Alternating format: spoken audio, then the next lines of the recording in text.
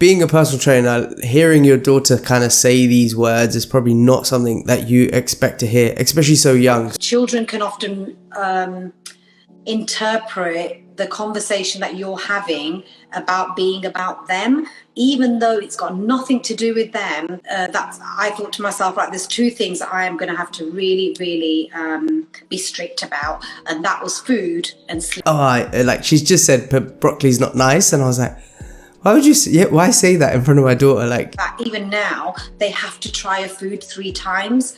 They have to do that. And it's easy now because they're older. Because if they tell me an hour after they've eaten that they're hungry, then I say to them, well, you didn't have enough food at mealtime. And I thought, well, that's great. I'm really glad that they can write their name at 2. I'm not bothered. I'm more concerned that my children are sleeping well and they're eating well. All these things that you as an adult may be triggered by to eat lots of food, your child may be the same. So you have to kind of be mindful of these things as well. And this might be a bit of an awkward one to say, but are you overweight yourself? Are you someone who has poor eating habits? Are you like doing really well with your nutrition? Or do you find that it needs improvement? If it does, then maybe start with yourself, then move to your children. Welcome to the Stronger, Fitter, Happier podcast. I am your host, Vin, and today you are listening in on a special episode. So the episode was actually recorded live on Instagram over on Manisha's Instagram. So Manisha is a nutritionist and helps people basically take control of the nutrition and find freedom with nutrition as well. And she spoke to me about nutrition with her children, and we both discussed how we kind of navigate nutrition with our kids. So we're not experts in this area, so we're not trying to tell you what you should be doing with nutrition and your kids. It's not something that we want to advise you on, but it's an interesting conversation to listen on if you're a little confused about how you can kind of talk to your kids about nutrition and eating healthily, and something that you worry about whether you're doing the right thing or not. Just, listening to 2 other parents who have knowledge on nutrition and working with adults and how they kind of help their kids potentially have a better relationship with food. So if that's of interest to you, please have a listen to this episode and I hope you enjoy it. As always, I would love your feedback. So after you have listened to this episode, please do not hesitate to reach out to us either in the comments, or if you're just listening to this, you can email me at podcast@bodybeyond.co.uk. I look forward to hearing from you. Enjoy. Hello. Hey, how are you? I'm okay, thanks. How are you? I'm good. Let me just back this up a little bit. It's a bit close to my face. How are you? Keeping well? Oh, can you hear me? Yeah, I can hear you. Can you hear me? Perfect. Yeah, all good. Cool. So I've just explained to everyone that they can put questions in the box below and we will answer them as we're going along. So before you start, should we just introduce ourselves, Vin? Yeah, go for it. Do you want to start? Introduce yourself. Okay. So I am Vin. I am owner of Body+beyond. I guess I tell people I'm a personal trainer, but I do very little personal training anymore. So I kind of just basically run Body+beyond, I guess. So I don't actually take many sessions myself anymore. It is, so like Sadie and Nick do a lot of the stuff that we're doing. So like they take the sessions and they look after the team and the members and stuff. But I'm more like kind of managing the business at the moment. Yeah. Okay, all right. Yeah. Kath, the title is How to Speak to Your Children About Nutrition. I tried to just I can't really do anything about that, I'm afraid.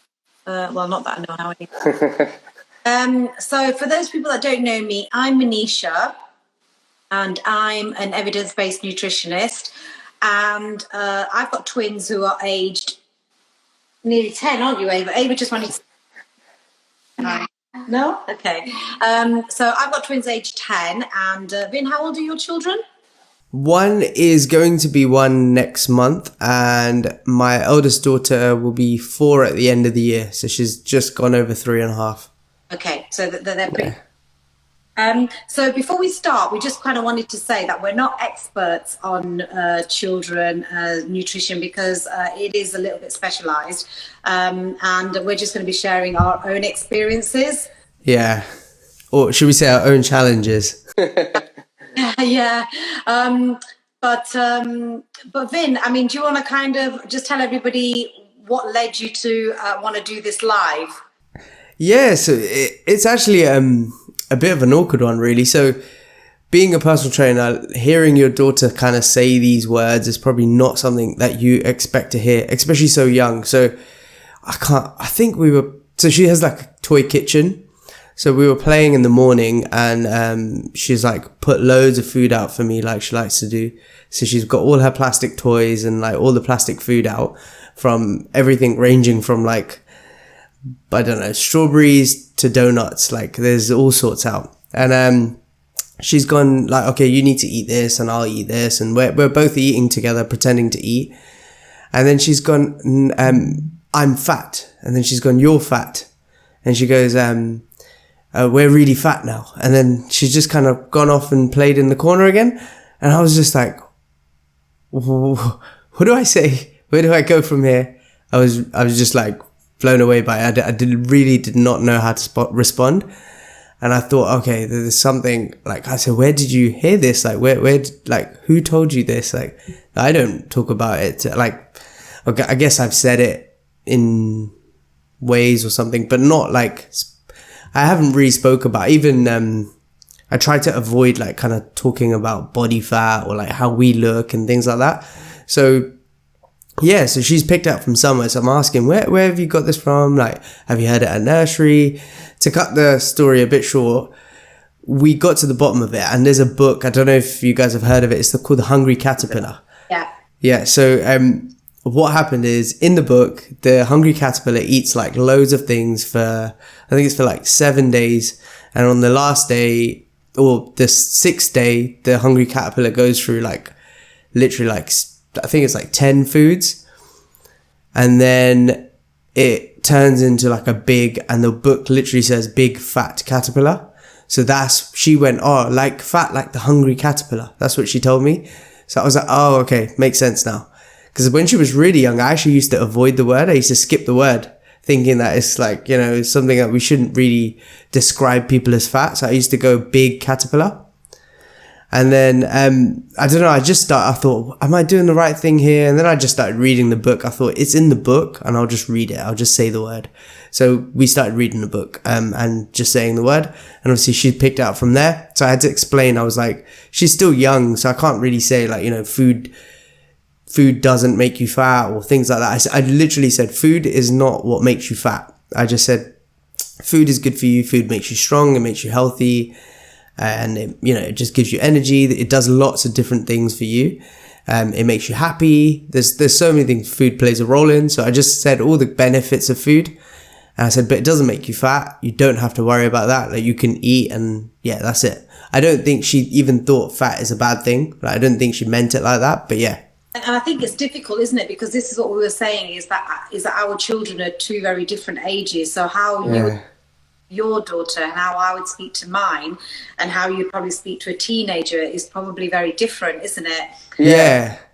Your children can't, even if you told them something, they probably wouldn't be able to understand. Whereas my kids understand. They might not like what I say, but at least they can understand to a certain level if I speak their language.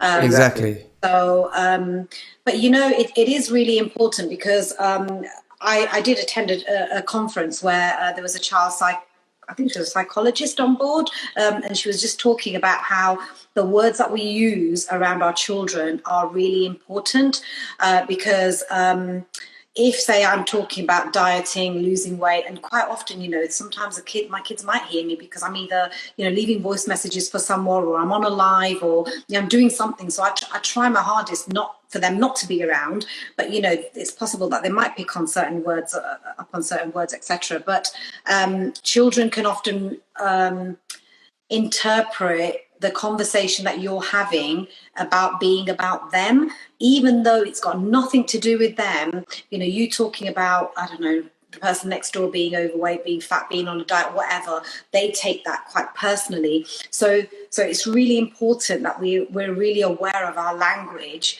around kids. And it is really difficult because some words you just, kind of, it's part of our vocabulary, isn't it? So it's hard not to say them. Yeah, it is difficult because you don't want to pass on bad things to your kids, and I'm saying, and I don't mean like bad eating habits or things like that. I just literally mean like you don't want them to have, I don't know, negative self-image or a negative relationship with food, things like that. Like it's quite concerning. It's probably like, we all worry about are they eating too much junk food or little things like that. But I think the worst thing is like how they develop a relationship with food. And I thought, you'd be a great person to talk to about this, because not that you're an expert in, child nutrition or even child psychology or anything like that, but I just thought, you have kids, you're in a similar situation to I am, where you're a health professional, you help people who may not be that comfortable with their body at the moment, or they may not have the best relationship with food, and you're trying to help them improve that. But then you've got kids that you hear this stuff and you want them to have a good relationship with food and things like that, and this good body image, just feel good about themselves. So I thought it'd be a great conversation to have, and how you tend to just manage the whole food topic. Yeah, well, I mean, even before I got pregnant, when I got pregnant, not before, but I thought to myself, right, there's two things that I am going to have to really, really be strict about, and that was food and sleep, because I have babies. So I don't know if my attitude to all of this would have been any different if I had one. I don't know, but I needed to make my life as easy as possible. And back then, I didn't know anything about nutrition, but I just thought, you know what, if your kids eat well and they sleep well, in my opinion, that's going to be quite a big chunk of my life. And yeah. So, now looking back on it, some of the things that I did, I don't know if that has contributed to where they are now in terms of their relationship with food. So like, for example, like weaning, they mainly ate homemade food. We very rarely ate out of a jar or something like that. Work weaning, making food for 2 babies. But I was quite pedantic about that, really. Even now we sit and we always have dinner together as a family. And I know that that's not possible for everybody. Yeah. Sometimes dads might be working late, mums might be working late, or whoever is in the house. But dinner is something that we always have together. Breakfast, not always, because I don't always have breakfast. Jonathan's not always around at breakfast, but we do always have one meal a day together as a family. And, I really do believe, again, looking back, monkey see, monkey do. So, they used to eat stuff at 3, 4 that I would never have thought that kids would have eaten. Nuts, almonds, they still eat them now, celery, because they used to see me eating it. Some of the stuff they still eat now, but I think we are very responsible for our children's eating habits. So if you don't have a good relationship with food, or if you're not that knowledgeable about food, it might be quite challenging for you to be able to teach your children, right. It is a difficult one because, sometimes without even realizing, you pass on things to your kids. Like, I remember, I can't remember, we were at a family event and everyone was eating dinner, and I think I passed my daughter broccoli, and she loves broccoli, but I won't say who, just in case like someone in the family's watching this, but the person sitting next to her was like, she's just said broccoli's not nice. And I was like, why say that in front of my daughter? Like, she likes the broccoli. But little comments or little things like that can then put off a child from trying something, or, you can just,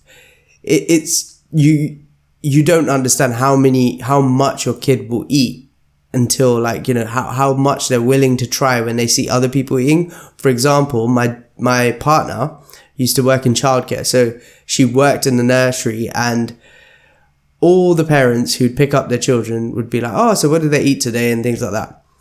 And they'd be like, no way. Like, what? My child ate all of that? Like, they ate that.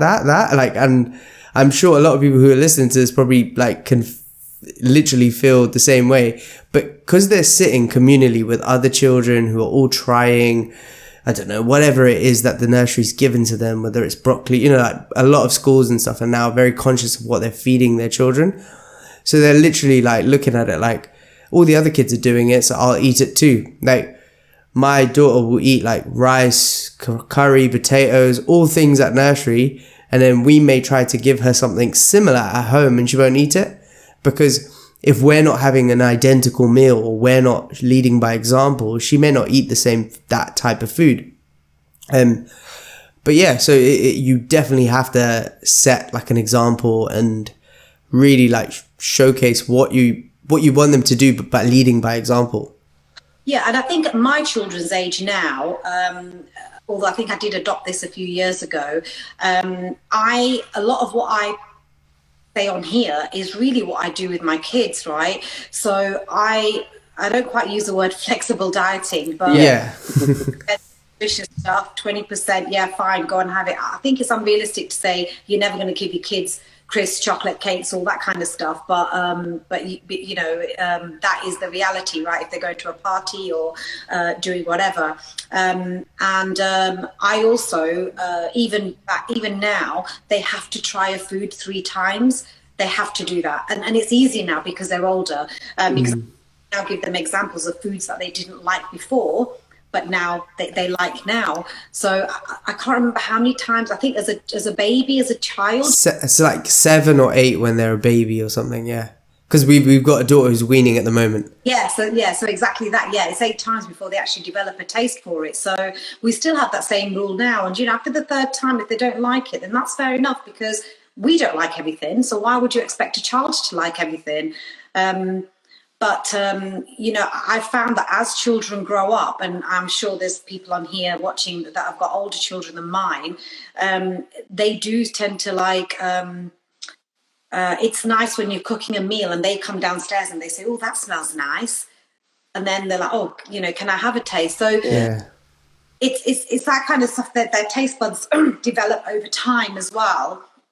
For them to be able to start new foods. But, you know, one thing that I like, when I quite often talk about calorie counting, and, you know, if I'm on a fat loss phase and things like that, I am more aware now. Well, they've never seen me count calories, so that's okay.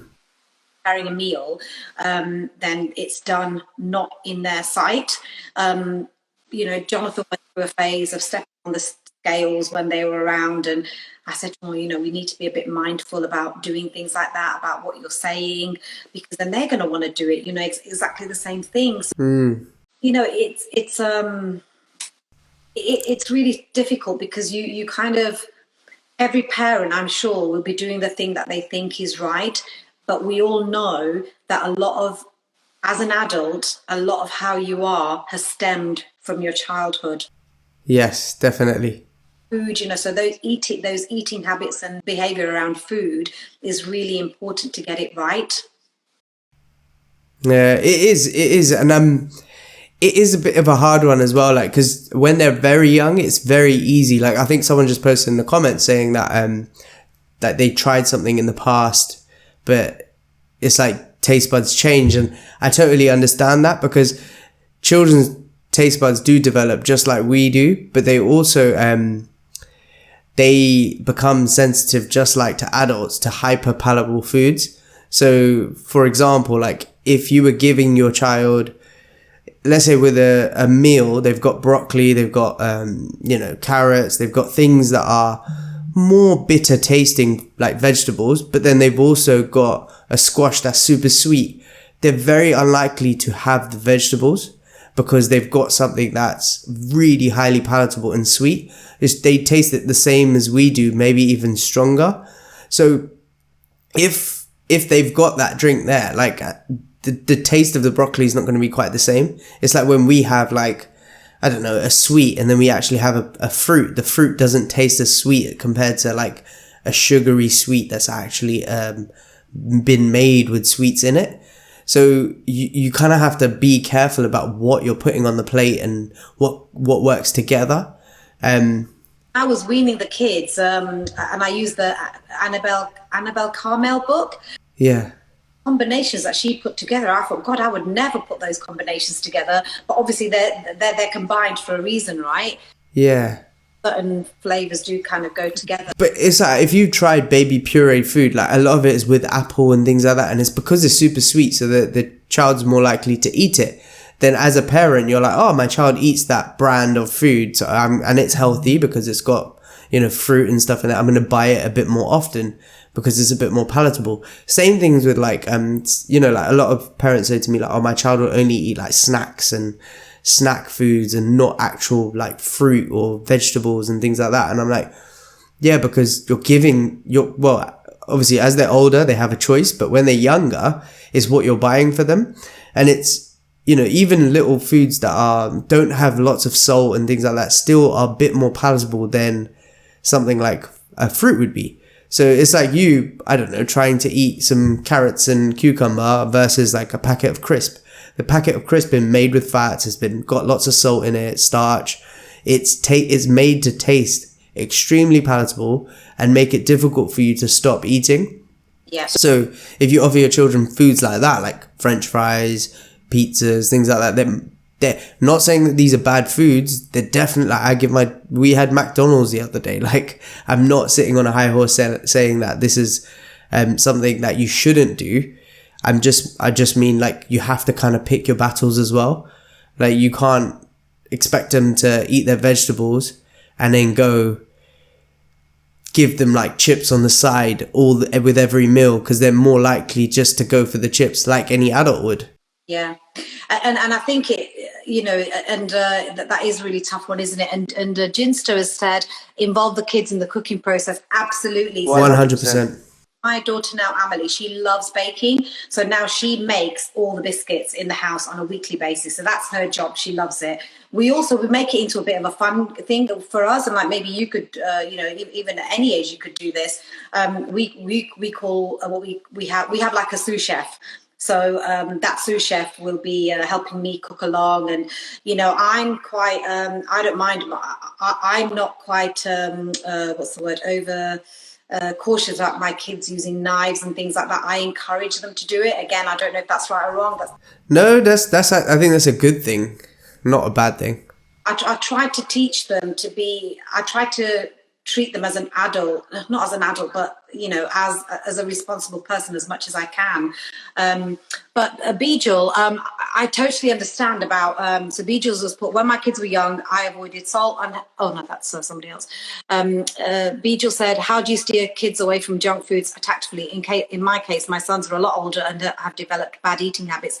And you know what, this is what me and Vin were saying the other day, is I think it's a lot easier to install these habits from a younger age as they start to get older. Just like an adult, if you try to change habits of a 70-year-old, they're going to say, stuff you, because you know what, I've been having my sausage, bacon and eggs every day for 70 odd years, so I'm going to carry it on. So I'm a lot about education, Bijal. So if your children are up for you know, for listening to education, then that might help. Like with my kids, I've started to teach them about why it's important that they have protein. Like today they had noodles and I said, well, there's no protein in that, so you're going to have some protein. So they said, okay, fine, we have yogurt. So my kids know that on a daily basis, there's 3 things that they need to have every day, right? Other than fruit and veg, which is an obvious one. They have to have their omega-3, they have to have their vitamin D, and they have a handful of nuts, right? Because those 3 things they might not get, you know, as part of their diet. But I think with older children, it is going to be a bit more challenging, isn't it? Because they're yeah, as soon as they get into teenagers as well, it's like, because when you're not there, they may eat things that you're not very happy with. I think what it is just educating them on quantity, educating them on like how much is okay, balance as well. But I think 3 ways you could probably do it is leading by example. So you just try to, I guess, minimize the amount of junk food you eat yourself. The other one is like what was I going to say? You can explain the benefits. So lead from the front in terms of like, how is it going to positively impact them? And I don't necessarily mean like boring them with a slideshow presentation about the health benefits of eating carrots and things like that. But I literally mean like, from their point of view, depending on what age they are, I'm not saying use scare tactics, but you could talk about like, you know, eating too much junk food is going to potentially cause you to have, I don't know, constipation because it's not got much fiber in it. And, you know, do you really want toilet troubles and things like that? Depending on the age, like I talked to my child about, like she's 3 years old and I just explained like, you know, broccoli helps you go to the loo. Things like literally, because obviously it's a bit more difficult for me to try to explain the health benefits of omega-3. But what I'll say is things like, oh, it'll make your brain strong. But it's the same way that you could say, you know, too many processed, I don't know, saturated fats from too much of it from unhealthy sources of food is going to, I don't know, damage your cell development if your child is of an age where they can understand that. I'm not saying that's the right thing to do, because it's like almost using a scare tactic to kind of get them away from something. But you could talk about balance. You could say like, you know, there's nothing wrong with having a small amount of it, but you've had a lot of that food already. And do you really want to be potentially overweight or unhealthy as you get older? And telling a, like, I don't know, a 16-year-old that may get something thrown in your face, but if they are a little younger, they may just come around a bit more. It depends. It literally depends on the age. I think because we both have kids under 10, it's a little easier for us to navigate that conversation. And it's like Kajal said here. Sorry, I didn't mean to cut you off. She said about like, you know, starting them from a young age and developing their palate to not have lots of salty foods or fatty foods and things like that. It really does work. And developing their palate and exposing them to lots of different flavors, spices and vegetables and things like that really does help. It does, you know, because I make quite a lot of brownies and like flapjacks and things like that from ingredients like flax seeds and what else do I put in there? So I make these brownies from sweet potato and flaxseed. I can't even remember what it is now. Quinoa, that's it, quinoa and flaxseed oil and flax seeds, right? And they love them. They absolutely love them. But if I give them to anybody else, I make pancakes from oats for my kids. They love them. But other kids come around and they don't like them. Yeah. They're not used to those flavors, you know. So, you know, Kajal, you're absolutely right that exposing these kind of things from a young age definitely makes such a big difference. And well, there was something else I was going to say about that as well. But yeah, and taste buds do change, don't they? And the thing, like we've already said, I think Vin said that already. I don't know. It's because your children are just going to get exposed to more hyper palatable foods. So as they get older, like my daughter as well, like she's got more salt in her food now. She has things that aren't like as bland as they were when she was a baby. You know, she knows what pizza is. She knows what biscuits are and things like that. And she'll ask for them. But I think the best way, if they're of an age where you can control what food is still in the house, I think even as a teenager, because you are the one mainly buying the stuff, I think controlling the environment in your home really does help. So, for example, something we did, it's such a small thing, but it's made a massive difference, is we used to have our biscuit jar out on the side in our kitchen. And we would pick out the biscuits a lot. And my daughter, I found, because she could see the jar, and it was within her like kind of grasp, not her grasp, sorry, it was within her eyesight. My 3-year-old would always ask like every day, at least once a day, can I have a biscuit? Because she can see it. And asking a 3-year-old to not ask for biscuits and then trying to navigate her to fruit or change it is more difficult when the biscuits are literally in her face. So what we did was just put them in the cupboard, and she still asked for biscuits. She asked for them tonight before she went to bed, but she asked for them less because there's not a prompt for her to be asking. Like, it's just when she might fancy one. And when she actually fancies one, because she's not constantly asking for a biscuit, there's nothing wrong with her having it.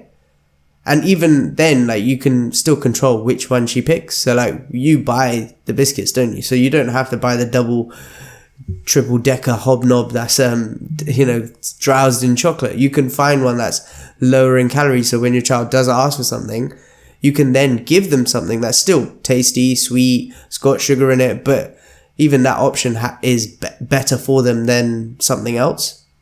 And again, that's not going to work if your children are teenagers. They're going to be like, Mom, I don't want this one. I want the one that, that I actually want. But, you can make compromises. The other one, like my mum used to do with me when I was growing up, was, I don't think it's the right way, the right approach, but she used to say, like, have your fruits and stuff first, and then you can have your chocolate and that after. Now, I don't think that that's the best way to do it. Like, telling your child to have this first and then that. But what was good was that having something that's a bit more filling, a bit more nutritious, nutrient dense, and has more benefits definitely filled you up a little bit more. So you're less likely to binge on junk food and have a lot of junk food after. You're only going to have a small amount. That did backfire as we got older, because we would literally still eat as much as we wanted. But when we were younger, it did work. But this is why I say I wouldn't recommend that way. But you can pair things. So you can say, like I say to my daughter all the time, like, yeah, that's fine, but maybe have something that's a bit more, has more health benefits. So we'll make you, like something like, why don't you pick some fruit or something as well? I don't know. What are your thoughts on that? Yeah. See, with my kids, I do sometimes say, so I know that sometimes at meal times they don't eat enough. So when Jonathan plates up their food, he still thinks that they're about 4. So whereas when I plate up their food, I put enough on that I think that what I think they're going to be able to eat, right? Because if they tell me an hour after they've eaten that they're hungry, then I say to them, well, you didn't have enough food at mealtime then, because if you're still hungry an hour later, you can't have been full up at that time. I think we did kind of speak about this. So sometimes I do say that you can't eat whatever until you've eaten that much, but that's because I know how much they're capable of eating. If it was Jonathan, he probably wouldn't have a clue. Yeah. Probably would, not give them enough or give them too much, So I suppose, again, you've got to kind of know your own kids, haven't you? I really think that it really depends on how you kind of brought them up from the beginning. Me, it's kind of like been steady, learning, changing, developing as they've been getting older. And I know that that's going to continue on and on as well. And also there's a lot of outside influence. So you can kind of influence what you want, within the house, right? But outside of that, there's very little control sometimes that you have. And, and I am still quite pedantic about their nutrition. And I that's a fight that I'll never give up that fight, because I remember when my kids were 1 or 2, whenever, and other parents used to brag about how their kids could write their name. And I thought, well, that's great. I'm really glad that they can write their name at 2. I'm not bothered. I'm more concerned that my children are sleeping well and they're eating well. So I guess it's all about priorities, isn't it? And what battles you're about to face. And the other thing is that when it comes to food, we have a really good variety of Indian food, English food, Mexican food type. We kind of have a variety of everything. I think it's so lovely when you go to a restaurant, and when I go to an Indian restaurant and I see children from different backgrounds, eating Indian food. I think it's so nice. But again, that's down to parents, isn't it? To expose them to those kind of foods, like what Kajal was saying earlier, is expose them to different types of foods at a younger age. So we can now go to any restaurant pretty much, and there's something on the menu that's for them. And they have to try something local. If we go on holiday, like we went to Vietnam a few years ago, and again, I don't know if this is right or wrong, right? But this is what I do, and it works for me. And I'm going to carry on doing it until it works for me. We have a rule that one meal of that day, which is usually dinner, they have to have something local. So, in Vietnam it was chicken fried rice, or I don't know, whatever it was, Vietnamese fried rice. Because again, I just want them to learn about different cultures and foods, and again, expand their variety, their experience of having different types of food. So and that works so far for me. So yeah, it is a bit of a, I definitely think exposure and like helping your children build a palate is the way to go, because you kind of, at some point, you do have to be a bit more, I don't mean forceful, but you do have to kind of put your foot down a little bit and go, yeah, like, this is something that is just not, you got to have some balance. So you can't just eat French fries all day or chips. I don't know why I said French fries, like I'm American, but yeah, like you can't just go for it like that and just quickly like bombard them with, you have to eat this and then that's it. But at the same time, you can't just be like, oh well, just eat what you want and have the junk food and just eat that and just give up as well. There's got to be a balance between it. And I think the thing is, again, it depends on the age, but if you give a little bit of context around why you're asking your children to do certain things, like whether it's keeping active or eating, I always try to give a little bit of context around why. Like, my kids are hardly ever off sick. And sometimes they say to me, that this person's off sick, that person's off sick. And I say, well, you know why you're never off sick, don't you? And they say, why? And I say, well, because you eat a really well-balanced meal every day. Like, you have a good breakfast, they have for lunch whatever Jonathan picks. And, things like that help, don't they? Like, we all know that if you eat enough fruit and vegetables and protein, that they all benefit your immune systems and, good for gut health. I mean, I don't talk about all of that with them, but yeah. kind of explain things in like a basic kind of manner, and I think the problem is that they don't get the education at school, and I do think that this kind of stuff, basics, should be taught at school, right? And also parents aren't educated. I mean, if I wasn't doing what I was doing now, I don't really know how this conversation would go. Yeah, what are we doing? That's like my partner says it all the time. She's like, if it wasn't for you, I would literally have given her like maybe whatever I wanted. Like my mum gave me I don't know, smiley faces, potatoes and waffles and things, like a lot more processed food. Like we would be eating, she said, like our kids, if it wasn't for you, would be eating a lot more processed foods, and I wouldn't think anything wrong with it because I ate like that and I'm not overweight myself. Like she's very slim. She doesn't have any issues with food. She can stop when she wants, but she didn't grow up on an extremely healthy diet either. So it just goes to show that it's not the end of the world either. Like if they are just going through some changes, they will find their own way. And that, as a parent, you do have to guide them and steer them, but you don't have to control them, because if you do become too controlling of their diet, because you have to remember, like one of the only things that children have in their life that they have control over is almost what they put in their mouth. Because at the mealtime, they could literally refuse to eat.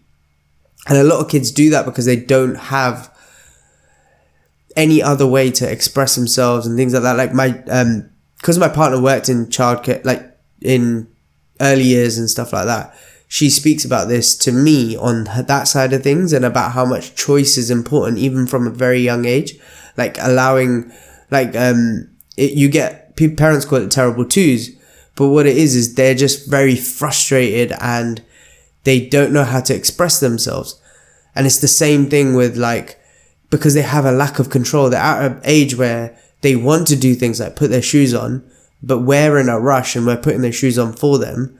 And then they have a tantrum about it and they're not quite ready to put their shoes on completely by themselves. So it's like you have to come from a point of understanding. And I think it's the exact same way with food. And this is not just for little kids. I'm talking about any age. If you try and control a teenager, what are they going to do? They're just going to rebel. And it's the same with you. If you sat at a mealtime and you said to your kids, you have to sit here and have dinner with me and your dad. You have to eat this food.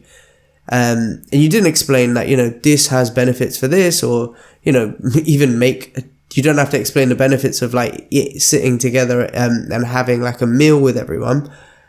But if you made it very boring and unfun for them, like it's going to be a bit of a battle.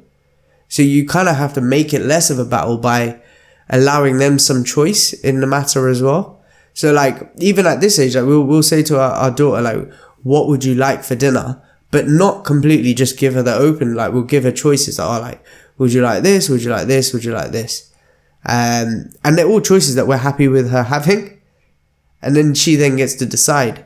And it's the same thing with like breakfast cereals and things like that. Like we'll pick, we'll have breakfast cereals that tend to be okay and not too like high in sugar content and things like that. But then they're paired with things like she might have yogurt in the morning with her breakfast, or with some fruit as well and things like that. And then there's still choices available to her, so she's not completely dictated by us. But then at the same time, she's not eating complete junk food either. Yeah, I think it's all about balance, isn't it? Yeah. And I think a lot of parents need to become a bit more educated on how much children can actually eat as well. Because we often look at it and go, oh, like they're eating really junk food and this is bad for them and stuff like that. But you have to remember, like, kids can actually take a lot of food in, like, in terms of their metabolisms are, depending on their age actually. But calories and they need protein, which nicely leads me on to two. Number one was how much protein for a 3-year-old, right? So children between the ages of 1 and 3, so protein is always calculated as it is for an adult on their body weight. So for a child aged 1 to 3, it's 0.4 grams of protein per body weight. So you would just get your body weight in kilos and then times it by 0.4. And then children from the age of 4 plus, so 4 to like 15, 16, it would be 1.5 grams of protein per kilogram of body weight. So for an 8-year-old who weighs 28 kilos, it would be 28 times 1.5, which is 42 grams a day. So I am quite mindful about how much protein I eat, because sometimes we do have days of vegetarian food. And then the other question was, can children have protein powder to make sure they get enough protein? So protein powder is just basically dried milk. If they eat cheese, they can eat protein powder, but you have to be mindful about how much they eat, just to make sure that they, because if you, for example, give them a scoop of protein powder, that's nearly 30 grams. Yeah. Protein. So you've got to be mindful about how heavy they are, what age they are, and how much they actually need. Make sure that you don't give them too much. And obviously if they have any kind of renal issues or anything like that, then you just need to consult that with a doctor. Yeah. I mean, it's not something that I'm going to tell you to do, like to supplement your child's diet with whey protein powder. But like when my daughter fancies like something like a chocolate milkshake, I will literally put a little bit of my protein powder, a chocolate protein powder, into some milk and shake it up for her. And it's not a lot, but it flavors the milk for her. And she's getting some protein in and a bit of flavor. And I know there are things like sweeteners and stuff in there. But even then, like, that's not going to have a huge impact because she's not having it a lot. Like, it's not something that she's not having squash for every meal.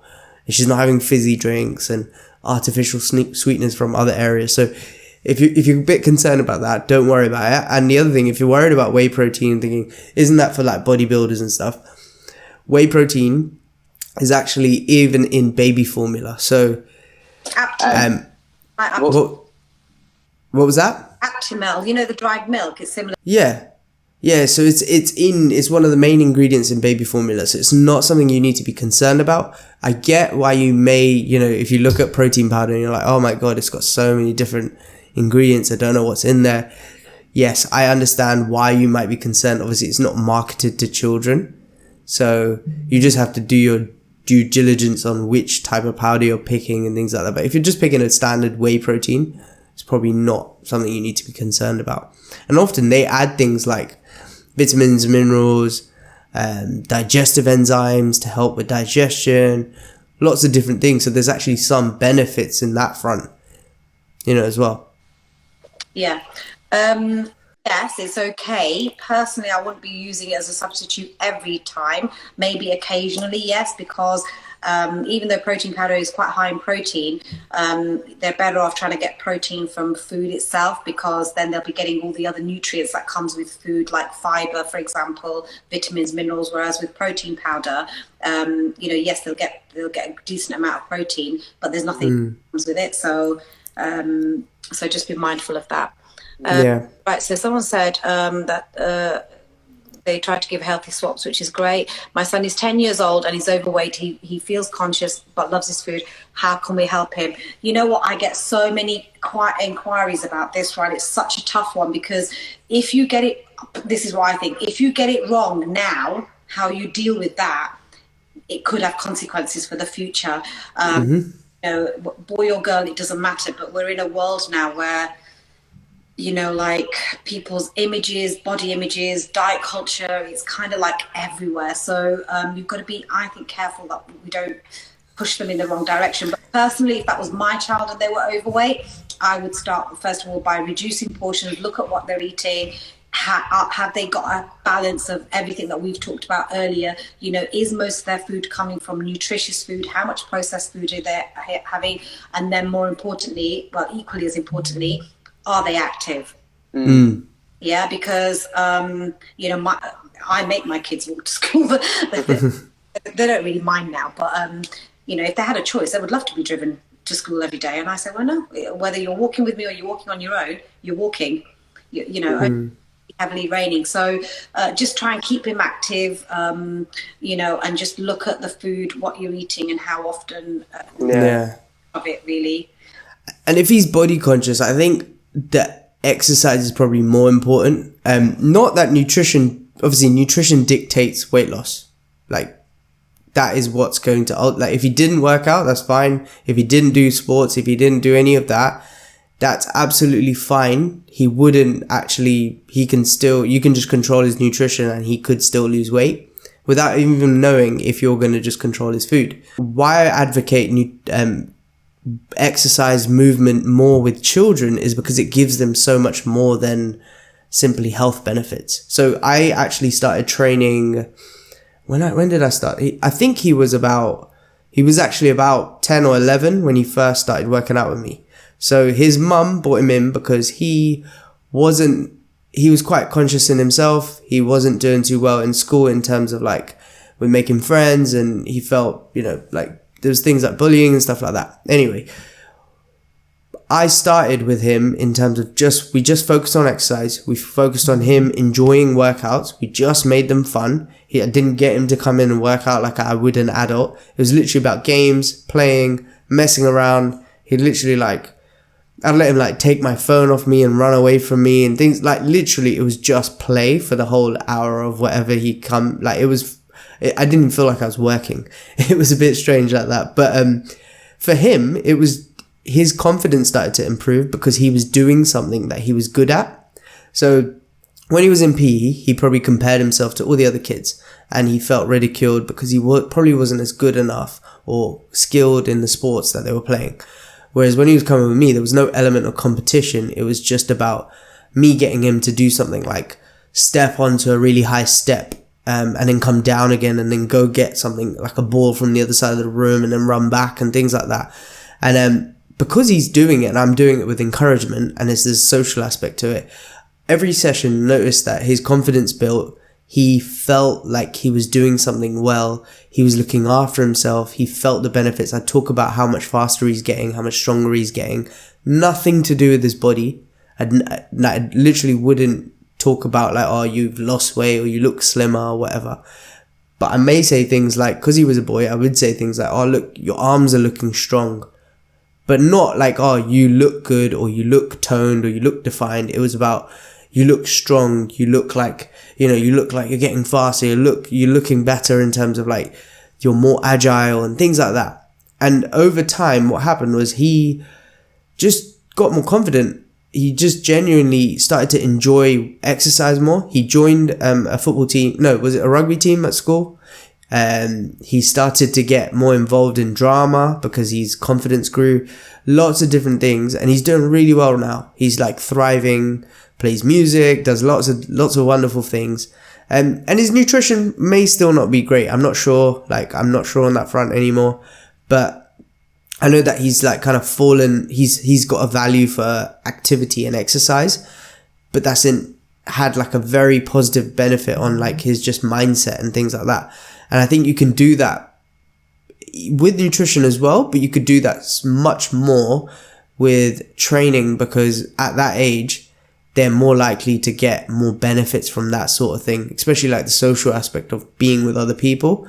Whereas with nutrition, it's like you can go one way or the other, like you control portions, and it almost feels like a punishment to a child.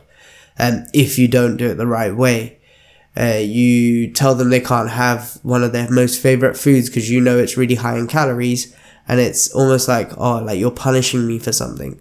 It doesn't feel good. It doesn't always feel like a positive thing. You can make it a positive thing, but it's a little bit more difficult. But if you know that they're burning a lot more calories, they're moving a lot more, they're naturally just going to start like losing weight without you reducing their portions and without you worrying about like how much they're eating. I mean, kids have an incredible metabolism. So if they're, there must be something wrong if they're either not moving enough, or they're eating the wrong types of food. So perhaps it could be one of those. I just look at that, try that, and then see. But I think if I tried that and it didn't work, I would probably seek professional help. Yeah, 100%. I wouldn't leave it, because I am so... it's always at the back of my mind that everything that I do with regards to my kids, it might have I don't know what the consequences might be later on. And I'm really concerned about things like that. So Deepa's saying that she brought her son up so healthy, but she has to really control what he eats. It's the binge eating that he does. Now, the thing is, right, if it is binge eating, and a definition of binge eating is, I think, there's a difference between overeating and binge eating. So I suppose we need to kind of know the difference between that. But if it is binge eating, that is actually classed as a type of eating disorder, in which case you would definitely need to get professional help, because even someone like me couldn't, and I wouldn't give advice on it really, because I suppose you need to know a little bit. Definitely, yeah. And it depends what you're defining. Like Manisha said, like if you define binge eating under its correct definition, it does fall into that category. So you have to be careful with like, just because some things, and also because some things are generally overeating. Do you get what I mean? Like you're just kind of feeding yourself a bit too much food, but there are triggers to that as well. And I'm not trying to go into like, what triggers for children, but if you think about the triggers for adults, like when do you tend to overeat a bit more? It might be when you're out at a restaurant, when there's lots of food choices available to you, when things like buffets, or there's lots of food out in front of you when you're cooking, like, when you've cooked dinner and there's still lots of leftovers.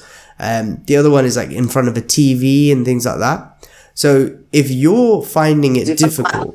Is there any emotional... Because a lot of adults overeat, binge, because there's an emotional attachment, something. So...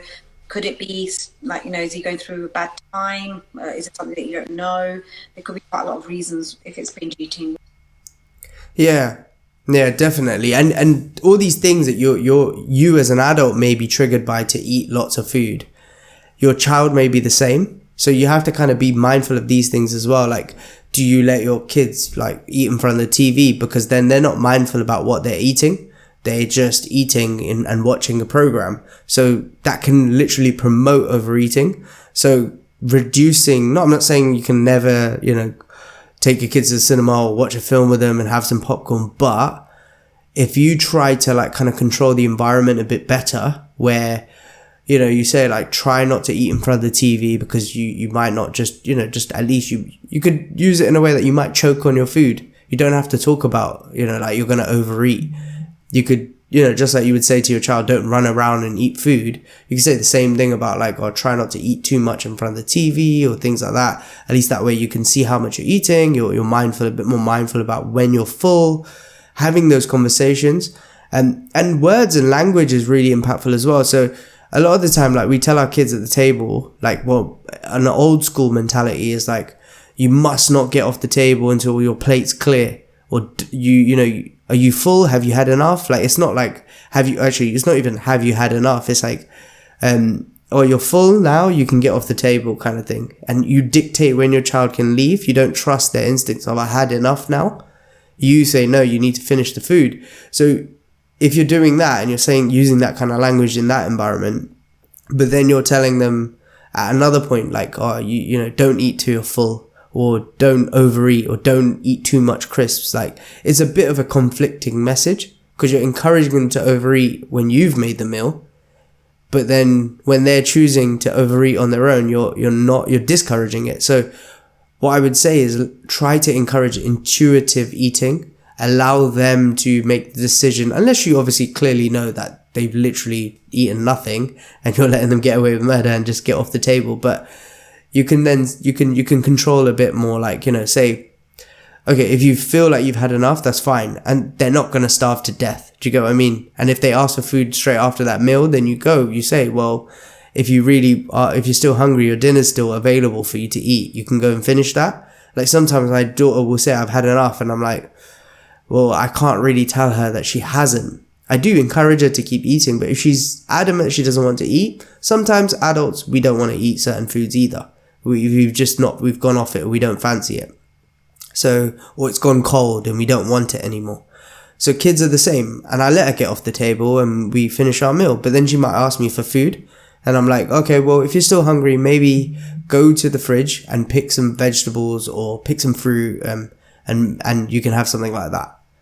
And then I'm still controlling what she's eating, but in a positive way as opposed to a negative way. And it's just being mindful of that language, because that can then have an impact as well. Yeah. There's quite a lot of people saying about older children who now are having a bit of a problem with eating too much junk food, even though they were brought up healthy. That's not, I think I might need to get an expert on to talk about that. Yeah, definitely. Because it's not really my level of expertise, so I don't want to say how someone can come around that. Yeah, because for me, I'm seeing it from my point, and I know people are going to say, oh, but wait till your kids get older.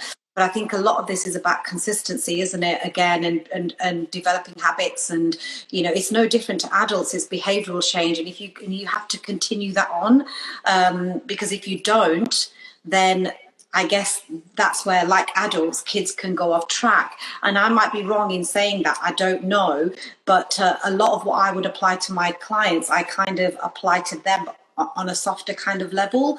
But I think definitely get somebody in to talk about this, because I can speak about it from my own personal experience. So I was a kid who was very slim, very active growing up. Then I kind of was, I got really overweight as a teenager, like towards and I'm talking about 16 to about 21 is when I was at my biggest. So it was at an age where again, that I dictated a bit more of my diet. And I didn't really have an understanding of amounts. I was introduced again to very highly palatable foods that I didn't necessarily eat when I was growing up. So at home, even if my mum made things like chips and fried food, she'd only make a certain amount of it. And once it's gone, you can't eat anymore. So even if you want more of it, it's finished, isn't it? So whereas when I went to a chicken shop on my lunch break, when I was at, in sixth form, I can order a large chips and then order 10 chicken wings to go with it. And I was then introduced to this highly palatable food that I've never had before in my life. And I would just destroy it because it was so good. And I had then also started becoming very inactive as well. And my mum and my parents didn't have any control over that. But again, like, do you not think that that's because obviously they didn't give you that education, probably because they didn't know? Exactly. So they didn't know necessarily to have a conversation with me about that. Didn't even know that I was eating that type of food at lunchtime. My mum used to give me some money and say, yeah, like, just buy what you want for lunch. And while she did like kind of help promote a good diet at home, it backfired a little because I was then starting to become inactive as well. So I wasn't moving as much as I used to when I was a kid. At break times and stuff at school, when I was young, obviously I'd play and I'd do lots of things and be physical. As I got a teenager, we'd just hang around with friends. We wouldn't really walk about. We wouldn't move. So that activity was gone. Then, my parents started putting a heavy focus on GCSEs, A levels, education, getting good grades, and anything that was like, not that they shunned sports, but obviously the big emphasis was on education. So naturally, I just started to cut out my activities. I started to, the types of friends, Parents, it's still common now. Academia and not enough focus on physical activity.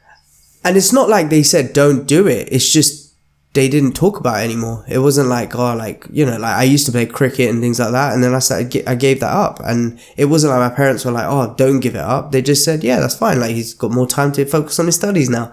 They weren't bothered by it. They didn't mind that I used to play Xbox a lot more. And I'm not saying there's anything wrong with that, but physical activity wasn't encouraged. I stopped doing a lot of the physical activity I was doing, and I gained a lot of weight because I started eating a lot more food, and a lot more highly palatable food, a lot of junk food. And then it only became an issue to me when it became an issue to me. And actually, when it became an issue to me was when I joined the fitness industry and I realized that everybody else not everybody else, but the people in my circle were quite in shape.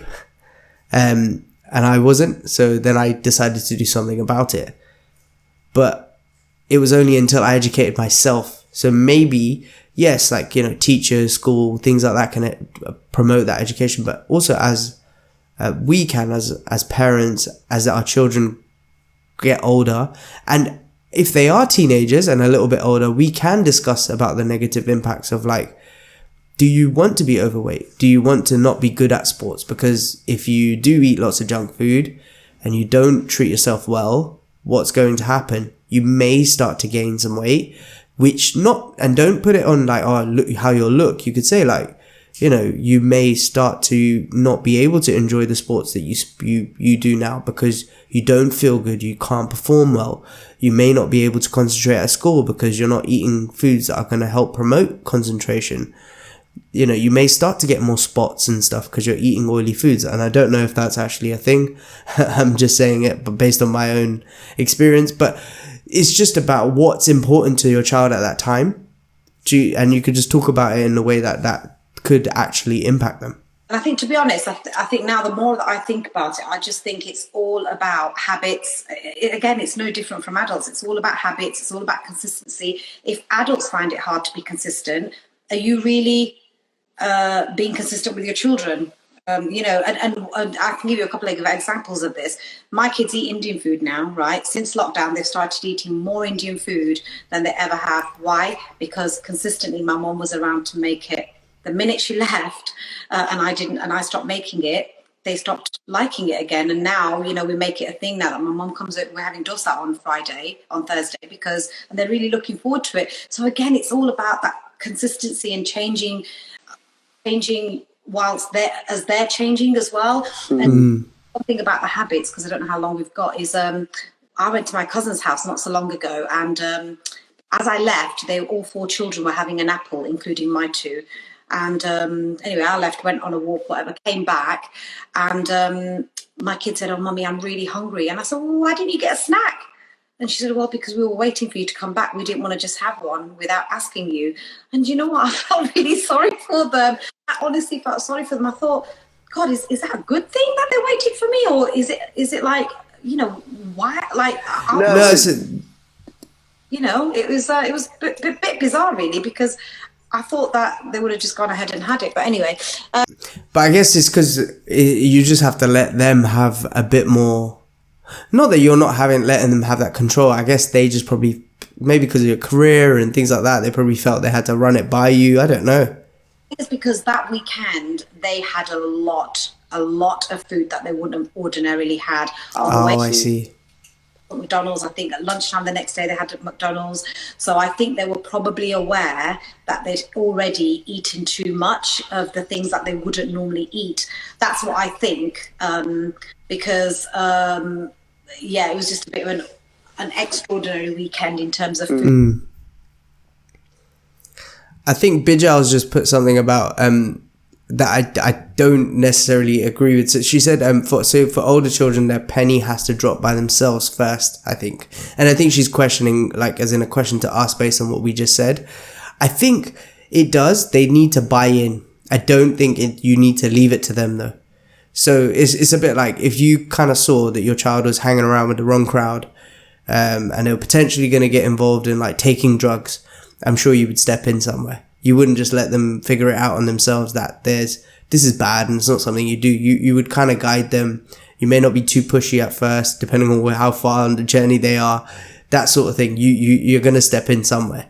And I think it has to be the same with this sort of thing. If you see they're going down a path of like eating too much junk food, they're starting to gain a little bit of weight, you're a bit worried about, them dropping sports and things like that, you can navigate this. You can step in somewhere. You do have to let them buy into it. They're never going to just do it without themselves. But you have to kind of, I think, maybe pushing them to role models other than you. So from a parent, not many children want to listen to their parents. But if they have role models who are sports stars and things like that, maybe get them to, I don't know, YouTube, what does Cristiano Ronaldo eat? Or I don't know, like, I'm not saying all, that's the best way to go, because sometimes athletes have some ridiculous things around nutrition. But modeling behaviors that you may want them to follow in, one, from yourself. So you have to look to yourself, like, and this might be a bit of an awkward one to say, but are you overweight yourself? Are you someone who has poor eating habits? Are you like doing really well with your nutrition, or do you find that it needs improvement? If it does, then maybe start with yourself, then move to your children, because then you're leading by example.